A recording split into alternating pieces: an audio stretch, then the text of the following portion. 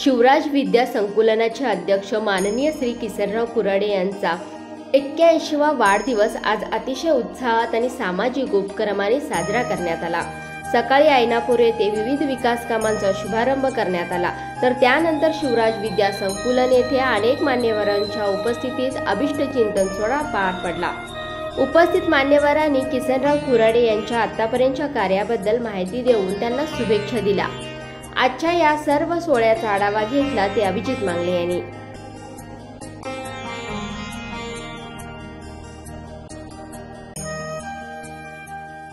सकाळपासून तुमचा वाढदिवस उत्साहात आणि विविध मान्यवरांच्या उपस्थितीत साजरा झालेला आहे। सर्वांनी तुम्हाला शुभेच्छा दिलेल्या आहेत। काय सांगाल एकंदरीत तुमच्या 81 वर्षाचा आतापर्यंतच्या प्रवासाबाबत? नैसर्गिकदृष्ट्या तुम्ही सर्वांनी माझा आज 81वा वाढदिवस साजरा करीत आहात, याबद्दल तुम्हाला शतशः धन्यवाद। हा वाढदिवस स्वीकारत असताना मी इथं अनुपस्थित असलेल्या आणि उपस्थित असलेल्या बंधू भगिनींना सांगेन की माझ्या वयावर नैसर्गिक मर्यादा काही पडल्या असल्या आणि शारीरिक मर्यादा प्रत्येकाप्रमाणात थोड्या का असेना स्वीकाराव्या लागत असल्या तरी मानसिकदृष्ट्या आणि वैचारिकदृष्ट्या मी म्हातारा झालेलो नाही। मी 81 वर्षाचा झालेलो नाही। रत्नापन्नाने मगाशी सांगितल्याप्रमाणे 81 म्हणण्याऐवजी ते जे एक आहे ते इकडच्या बाजूला केलं तर 18 वर्षाचाच मी अजून आहे। ज्या वयामध्ये माझ्यावर संस्कार करणाऱ्या गुरुजनांच्या पासून मी प्रेरणा घेतली आणि त्यांच्याच दिशेनं काम करायचं आणि आयुष्य घालवायचं ठरवलं, समाजासाठी, केवळ स्वतःसाठी नव्हे तर समाजासाठी निसर्ग नावाच्या परमेश्वरानं आम्हाला जन्माला घातलंय, ते सार्थक करायचं असेल आमचा जन्म तर शेवटच्या श्वासापर्यंत समाजाच्या उत्कर्षासाठी कार्यरत राहीन।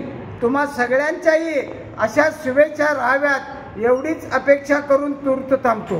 सर, त्याच पद्धतीने शिवराज विद्या संकुलाची पुढील वाटचाल कशी असेल? आज शिवराज विद्या संकुलात हजारो विद्यार्थी शिकत आहेत। आज शिवराज विद्या संकुलाचा वटवृक्ष झालेला आहे, काय सांगा?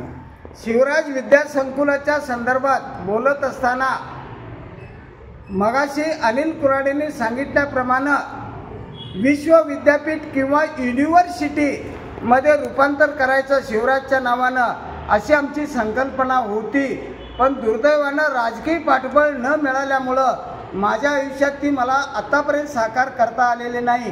परंतु मी भाग्यवान असा आहे, माझ्या साथीला, माझ्या पोटाला आणि पाठीला आलेली जी काही इथं आणि सगळे शिवराजचं 250 माणसांचं सेवकांचं जे माझं शिवराज कुटुंब आहे त्यामध्ये एकापेक्षा एक झपाट्यानं पुढं चाललेले आहेत। आज इथं तुमच्यामध्ये माझ्यासमोर उभे असलेले आमच्या वैद्यकीय विभागाचे प्राचार्य जाधव साहेब आहेत, इतरही आता इंग्लिश मीडियमचे आहेत, माळे हायस्कूलचे आहेत किंवा इतर माझ्या सगळ्या फॅकल्टीचे जे हेड्स आहेत आणि त्यांचे सहकारी आहेत, त्यांनी टेक्निकली जरी मी कागदोपत्री विद्यापीठ नसलं तरी विद्यापीठामध्ये जे अपेक्षित होतं तेच करायला लागलेले आहेत।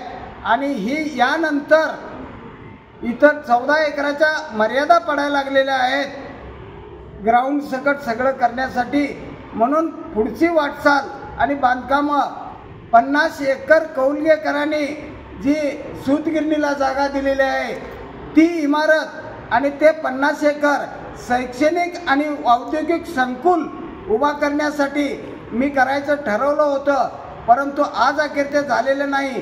परंतु इथून पुढं मात्र दिग्विजय, अनिल, बसवराज आणि त्यांचे सगळे सेवक नक्की ते माझं स्वप्न साकार करतील अशी माझी अपेक्षा आहे। धन्यवाद। नमस्कार। आदरणीय दादांच्या या सत्कार समारंभाच्या निमित्ताने आजरी वहिनीने या ठिकाणी एक खंत व्यक्त केली की त्या स्वतः लॉ ग्रॅज्युएट व्हायची इच्छा असताना, वकील व्हायची इच्छा असताना त्या इथं शिक्षणाची सोय नसल्यामुळं त्या वकील होऊ शकल्या नाहीत अशी खंत व्यक्त केली। आणि त्याचा धागा पकडून मी आज या ठिकाणी जाहीर करू इच्छितो की पुढचा वाढदिवस माननीय दादांचा त्या दिवशी लॉ कॉलेजची परवानगी घेऊनच आम्ही या ठिकाणी साजरा करतो आहे।